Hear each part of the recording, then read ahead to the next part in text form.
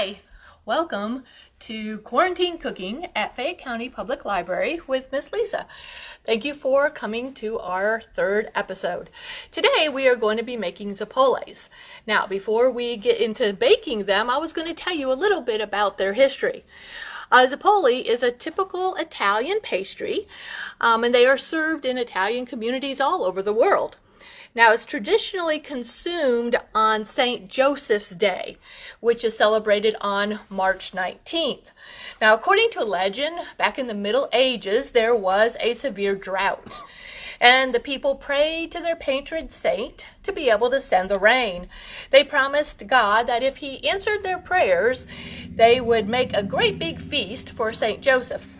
Well, the rain did come, and the people prepared a great big banquet for their patron saint. So today in Italy, on March 19th, they're sold out on the streets, and sometimes they're even presented to their friends as gifts. Now, during my research, I also found out that Zeppoles are not only sweet, but sometimes they make them savory. And so they take this pastry and fill it with anchovies. Now, to me, that doesn't sound good at all. So today I'm going to show you how to make the sweet, wonderful Italian donut called a Zeppole. So I've got my table all set up here, and you can see the things that you're going to need. You're going to need 2 eggs, a cup of flour, some baking powder, just a little dash of salt, 1/4 of a cup of sugar, a cup of ricotta cheese, a teaspoon of vanilla, and then when the pastries come out of the hot oil, you can cover them with chocolate or powdered sugar and cinnamon and sugar.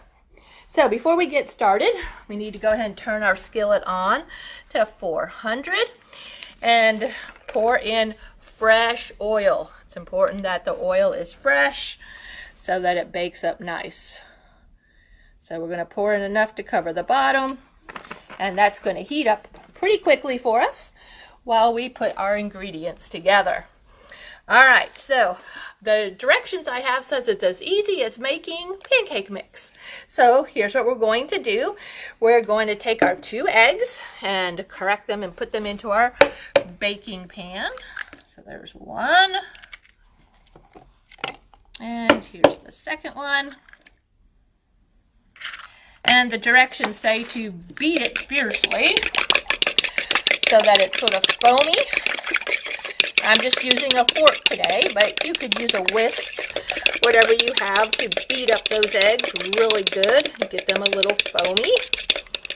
And I'd say those are really well mixed together. Alright, so there's the eggs. Once you have the eggs in the bowl, you are going to add your dry ingredients, starting with the flour. So we're going to put our 1 cup of flour in there. Go ahead and stir that up just a little bit.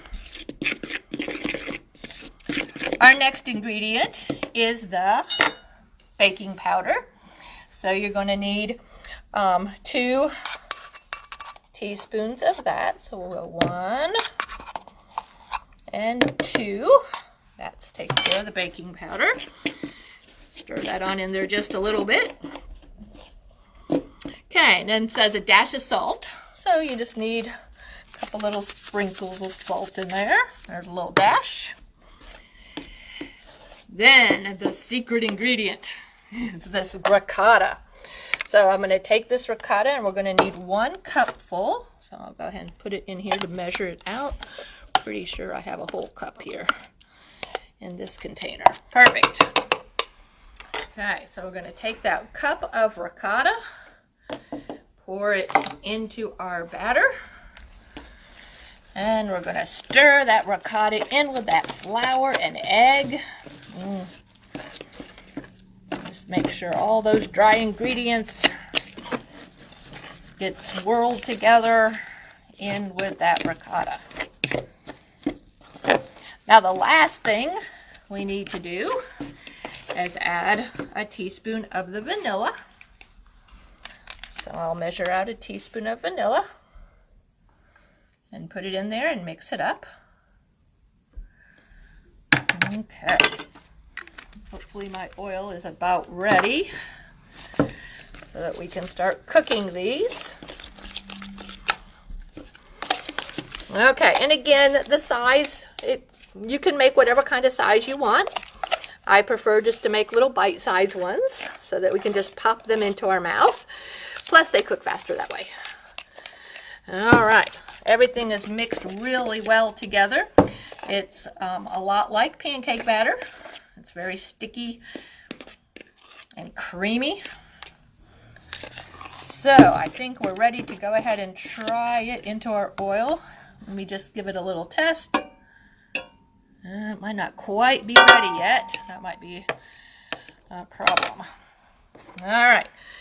So I'm going to take my little spoon that I like to use to make little droplets in here. We're going to take our first little bit of batter and just put it into the oil. And I don't see bubbles there. We are at 400 degrees, so it will be heated up here real soon. We go ahead and make another one.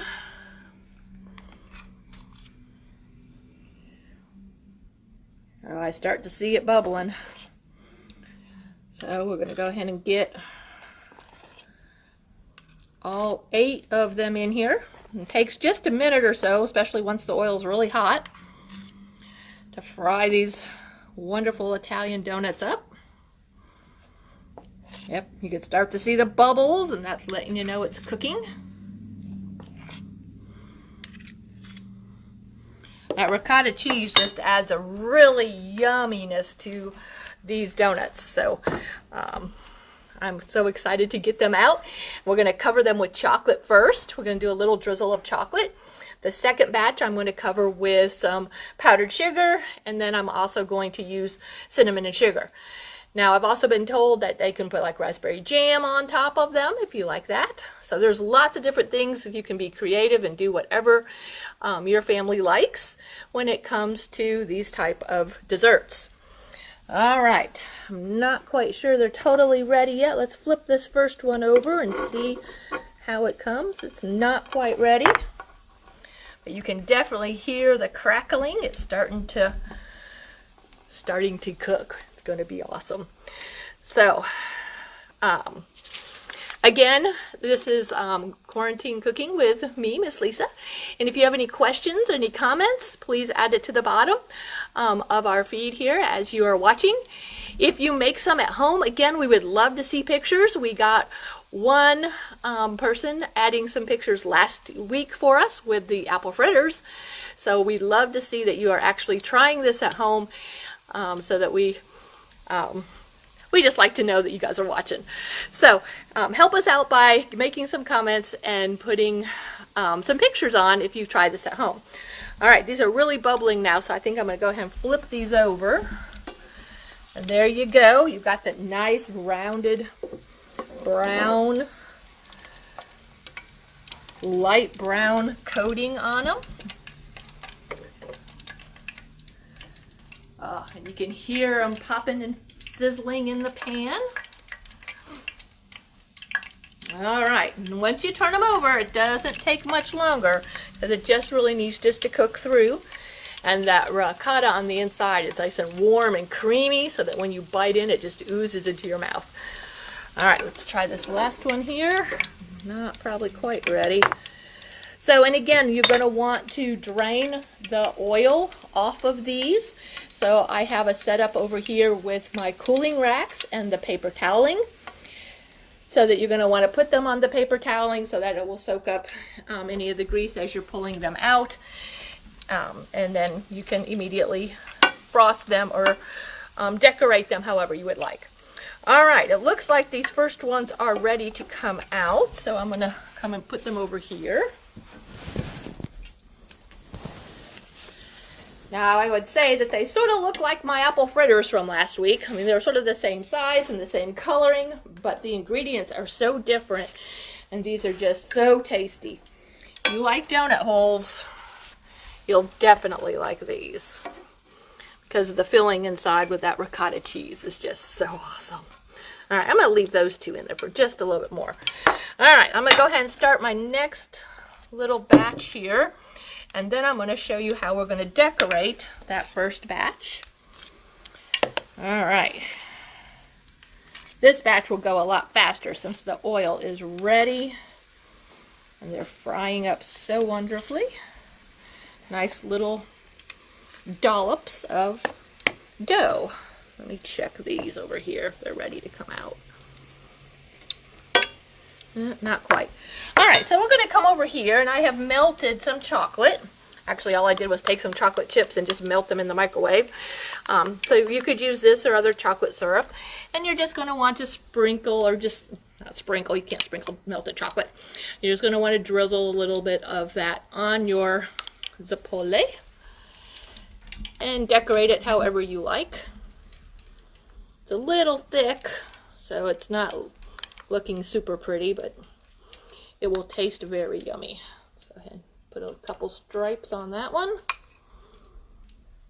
So you can always decorate while the other ones are cooking, which will then help you have it all ready to serve when they are done. Alright, these two that I had put in previously are ready to come out.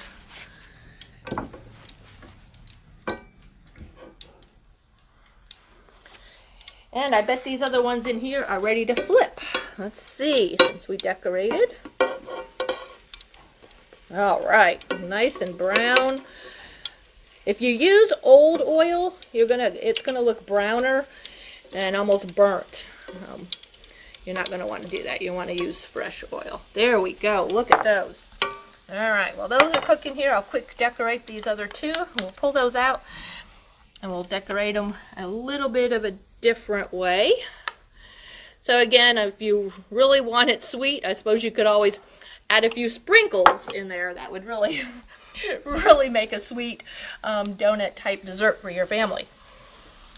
Alright, I think these are ready. They puff up so nice. Let's just check their undersides. Nope, not quite ready.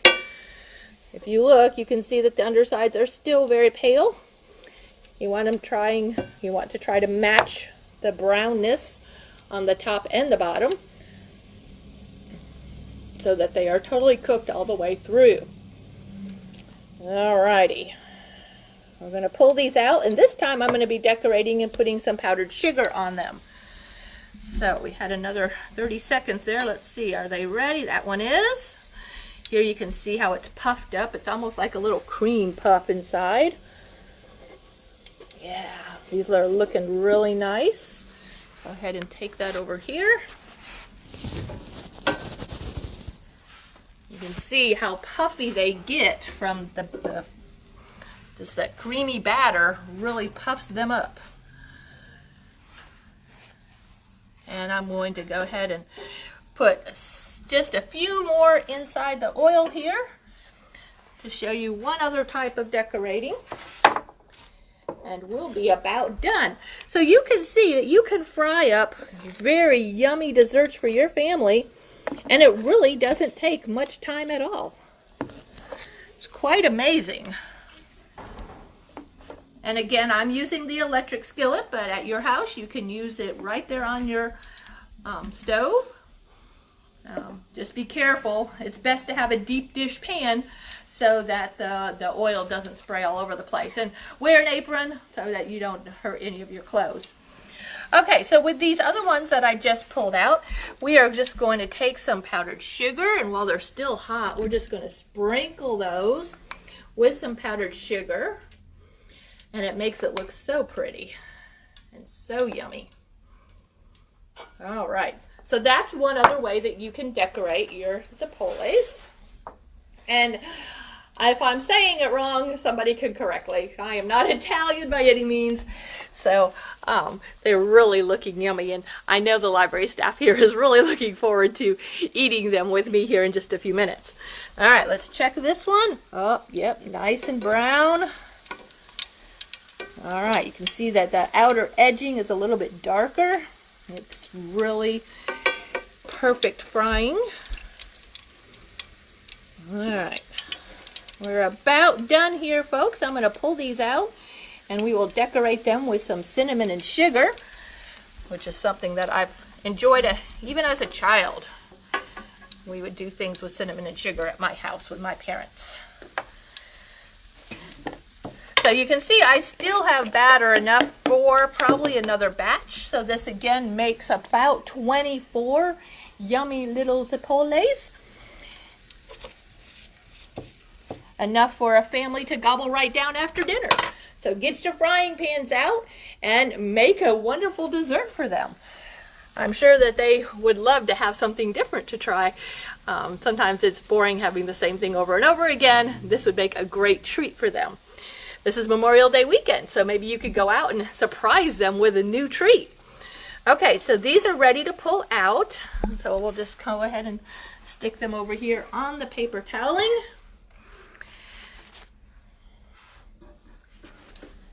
Yes, they look very good. And again, if you have any ideas about what you might want me to make again next week, I'm sort of on a roll here with yummy fried delicious desserts. But if you'd like to see something else, write it in the comments so that we can consider it. All right, so I have a cinnamon and sugar combination already because I use a lot of this at home. And so we're just going to sprinkle a little cinnamon and sugar on top. Look at that. And that just gives it a little bit more flavor if you like cinnamon and sugar. And it gives it a different look. So today I have showed you the Italian pastry called a Zeppole. And if you're curious how that's spelled, that is Z-E-P-P-O-L-E. And they are like a little Italian donuts filled with ricotta cheese. And you can decorate however you would like. All right, folks at home, thank you for watching. This has been Miss Lisa at the Fayette County Public Library today with some quarantine cooking, and I'll see you again next week at 2 o'clock. Hi folks, it's Lisa with Fayette County Library once again, and I was cleaning up, and guess what? I found a big oops. I forgot to put the sugar in. It's much better with the sugar, believe me, but the staff here says... Yay! So try to remember all your ingredients, folks. I am so sorry I forgot to put the sugar in. Maybe one of you all saw it. It was still sitting on the table as I was cleaning up. Sorry. Hopefully I'll do better next week. See ya. Bye.